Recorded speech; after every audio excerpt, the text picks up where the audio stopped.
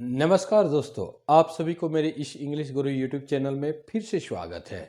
तो दोस्तों, आज मैं आप लोग को इस वीडियो के माध्यम से सिंस और फॉर का प्रयोग को समझाऊंगा।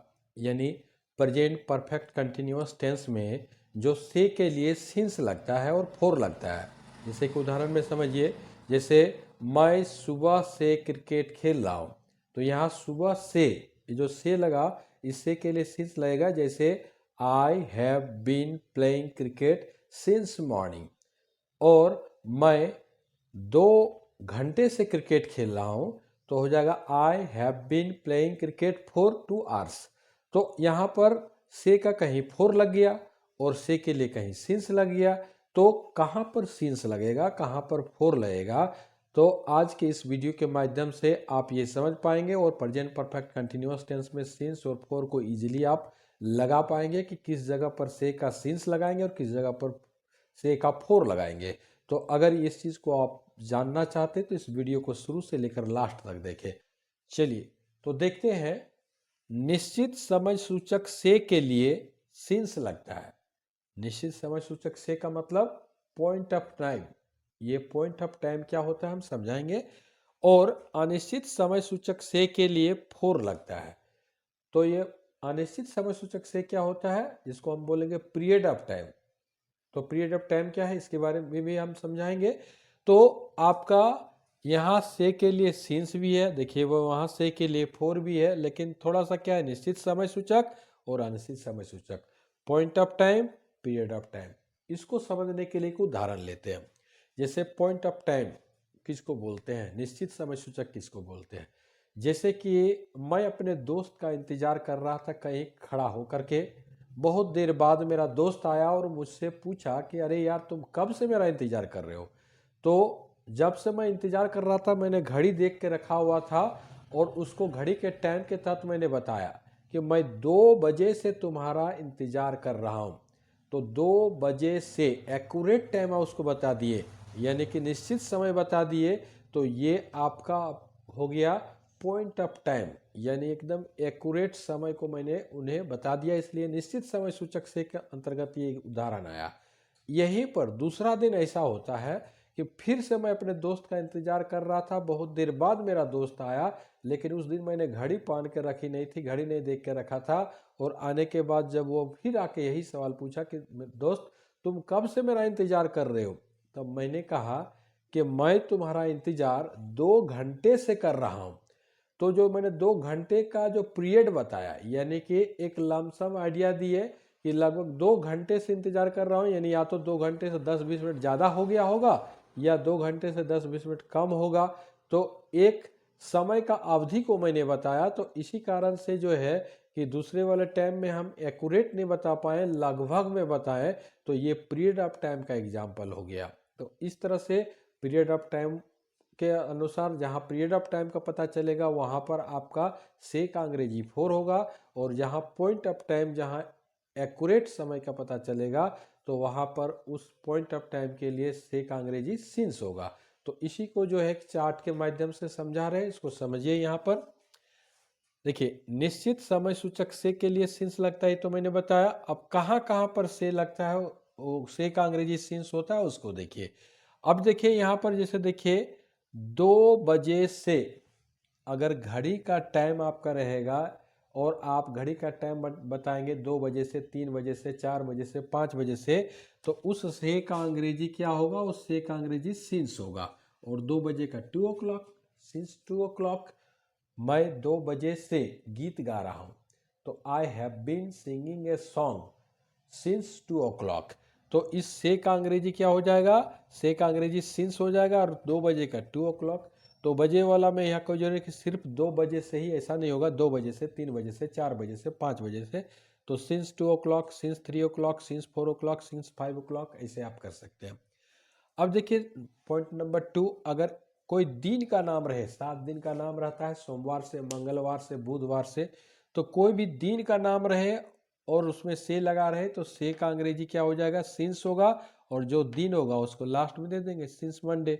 मंगलवार से रहेगा तो सिंस ट्यूसडे, बुधवार से रहेगा तो आपका सिंस वेडनेसडे। तो उसी तरह से कोई दिन का नाम अगर एक्यूरेट रहेगा तो ये पॉइंट ऑफ टाइम का उदाहरण है, तो इस जगह पर से का अंग्रेजी सिंस और दिन का नाम देंगे। वहीं पर पॉइंट नंबर 3 में देखिए, महीना का 12 महीने का नाम होता है जनवरी से लेकर दिसंबर तक। अगर कोई भी महीना का नाम रहेगा सेंटेंस में, यानी जनवरी से, फरवरी से, मार्च से, तो से का अंग्रेजी सिंस होगा, और जनवरी का जनवरी, सिंस जनवरी, फरवरी से तो सिंस फरवरी।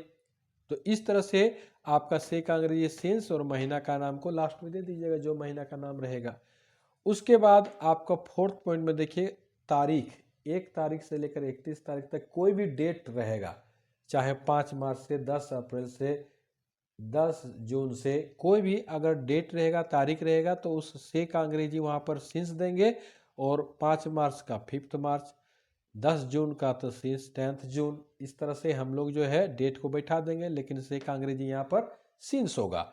उसी तरह से कोई ईयर का नाम फिक्स रहेगा, 2007 से, 2008 से, 2015 से, 2020 से, तो वहाँ पर से का अंग्रेजी क्या होगा, सिंस, और जो ईयर एक्यूरेट रहेगा उसको आप लास्ट में रख देंगे, 2007, सिंस 2008। इस तरह से आपका कोई ईयर मेंशन रहेगा तो उसमें जो है आपका जो है ईयर का एक्यूरेट नाम रहेगा, कौन वर्ष से है, तो वहाँ पर सिंस का प्रयोग करेंगे। उसी तरह से सुबह से, शाम से, रात से, तो इसमें से का सिंस होगा, ये सुबह से सिंस मॉर्निंग, शाम से सिंस इवनिंग, रात से सिंस नाइट। तो इस तरह से जैसे आप बोलोगे कि ये भी सर पीरियड ऑफ टाइम जैसा लग रहा है, लेकिन नहीं। जैसे अगर मैं बोलूँगा कि मैं सुबह से अंग्रेजी पढ़ा रहा हूँ, तो सुबह से अंग्रेजी पढ़ा रहा हूँ अगर बोलेंगे तो आप ये नहीं समझे कि कल सुबह का बात कर रहा हूँ, आज सुबह का ही बात कर रहा हूँ कि आज सुबह से नहीं, हम आज सुबह नहीं बोले, लेकिन फिर भी आप कॉमन सेंस से पकड़ेंगे आज सुबह का ही बात है। तो इस तरह से मैं सुबह से अंग्रेजी पढ़ा रहा हूँ, I have been teaching English since morning. तो यहाँ पर आपका जो है ये तीनों समय में, सुबह से, शाम से, रात से का अंग्रेजी सिंस होगा, जो समय होगा मॉर्निंग, तो मॉर्निंग, इवनिंग तो इवनिंग दे देंगे।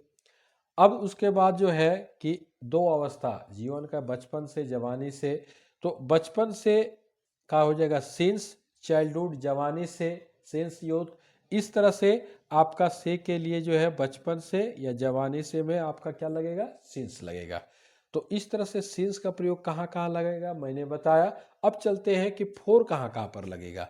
तो अब देखिए, से का अंग्रेजी यहाँ पर भी से है, लेकिन यहाँ सिंस नहीं है, 4 2 आवर्स लिखा हुआ। अगर आपका 2 घंटे से, इसको पीरियड ऑफ टाइम माना जाता है, 2 घंटे से, 3 घंटे से, 4 घंटे से, तो से का अंग्रेजी हो जाएगा 4, और 2 घंटे का हो जाएगा 2 आवर्स। अगर रहता 3 घंटे से तो से का अंग्रेजी 4, और उधर हो जाता 3 आवर्स। तो आपका 4 2 आवर्स, 4 3 आवर्स। इस तरह से आपका क्या हो जाएगा कि आपका घंटा वाला में जो है आपका से का अंग्रेजी 4 होगा, आवर्स वाला में। अब चलते हैं कोई दिन का नाम, अगर जैसे देखिए यहाँ कोई दिन का एक्यूरेट नाम होगा तो उसमें सिंस लगेगा, सिंस मंडे, लेकिन यहाँ कोई दिन का नाम नहीं दिया हुआ, संख्या सूचक शब्द में 3 दिनों से, 4 दिनों से, 5 दिनों से। तो इस तरह से यहाँ पर से का अंग्रेजी 4 होगा, और 3 दिनों को अदर लिख देंगे 3 डेज। अगर रहेगा 5 दिनों से तो 4 5 डेज, 10 दिनों से तो 4 10 डेज, क्योंकि इसमें कोई दिन का नाम नहीं है इसलिए इसमें से का अंग्रेजी 4 होगा। इसमें दिन का नाम है इसलिए से का अंग्रेजी सिंस होगा। समझ रहे हैं। अब चलते हैं, कोई महीना का नाम अगर नहीं रहेगा, संख्या सूचक शब्द में रहेगा 5 महीनों से, 10 महीनों से, 15 महीनों से, तो यहाँ पर से का अंग्रेजी क्या होगा, 4 होगा। 5 महीनों का 5 मंथ्स। अगर आता 10 महीनों से तो 4 10 मंथ्स। देखिए इसमें महीना का नाम एक्यूरेट दिया हुआ है, जनवरी से तो सिंस जनवरी, लेकिन इसमें कोई महीना का नाम नहीं है। संख्या सूचक शब्द में 5 महीनों से, 10 महीनों से, तो उस से का अंग्रेजी 4, और यहाँ महीना का नाम रहेगा तो से का अंग्रेजी सिंस। अब चलते हैं, कोई वर्ष का जो होता है, जैसे कि देखिए यहाँ पर वर्ष एकदम क्लियर लिखा हुआ 2007 से, 2008 से ऐसा लिखा हुआ रहेगा, तो उसमें सिंस 2007 ऐसा होगा, लेकिन इसमें कोई वर्ष का एक्यूरेट ईयर मेंशन नहीं किया हुआ है। तो यहाँ संख्या सूचक शब्द में है 10 वर्षों से, 20 वर्षों से, तो यहाँ 10 वर्षों से तो से का अंग्रेजी 4 होगा, और 10 वर्षों का 10 ईयर्स। अगर 20 वर्षों से रहता तो 4 20 ईयर्स। इस तरह से होता है। उसी तरह से जो है महीनों से या वर्षों से, उसमें भी कोई नाम मेंशन नहीं, खाली महीनों से, वर्षों से, तो आपका 4 मंथ्स या 4 ईयर्स होगा।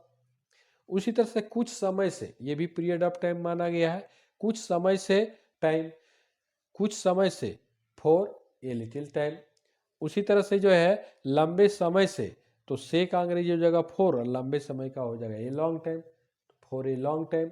तो इस तरह से कि ये सब जगह में फॉर और ये सब जगह में सिंस लगेगा।